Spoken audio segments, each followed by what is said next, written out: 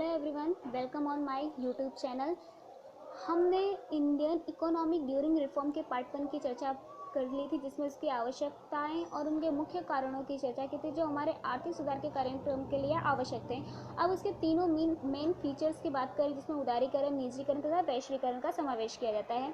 उदारीकरण अर्थात अर्थतंत्र को व्यापार के लिए खुला छोड़ना, यानी व्यापार के लिए जो नियंत्रण, आरक्षण जैसी पॉलिसी थी उन्हें कम से कम करना, यानी लाइसेंस पॉलिसी को नियंत्रित करना, जो मात्र अल्कोहल, रासायनिक उद्योग तथा अणु क्षेत्रों के लिए अनिवार्य कर दी गई।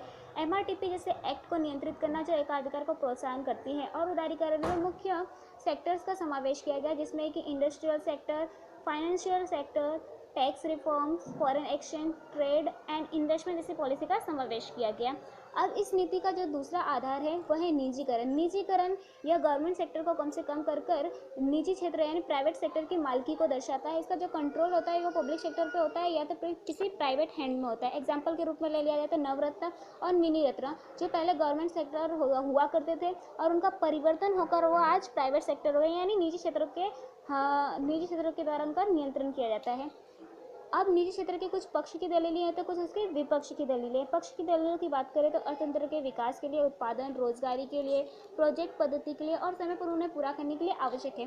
परंतु जहाँ पर इसकी विपक्ष की बात करें तो यह सार्वजनिक क्षेत्र का हिस्सा कम करता है, उसके लाभ को कम करता है और जन कल्याण को कम से कम करता है।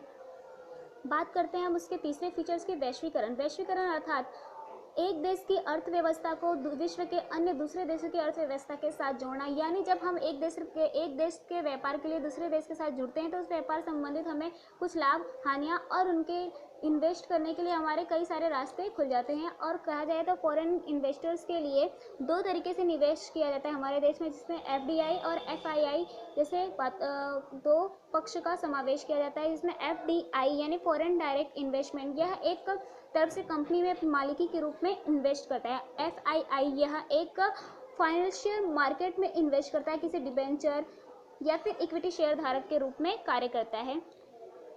बात करें तो वैश्वीकरण हमारे निर्यात, आयात, लेन देन की तुलना, विदेशी मुद्रा की सहायता के लिए, अंतर्राष्ट्रीय व्यापार के लिए आवश्यक है। जितनी इसके पक्ष में दलीलें हैं तो कुछ इसके विपक्ष में भी दलीलें हैं, जैसे कि इसका असर हमारे लोकल इंडस्ट्रियों पर हुआ है, यानी जो हमारी घरेलू कंपनियां थी, उद्योग थी, वो विश्व के बड़े उद्योगों की प्रतियोगिता में पीछे रह गई, जो इसके लिए एक विपक्ष की दलीलें हैं। आई होप आपको ये वीडियो पसंद आया होगा। सो इस वीडियो को लाइक करना और सब्सक्राइब करना ना भूलें, ताकि आप सभी को सारे वीडियोस मिलते रहें।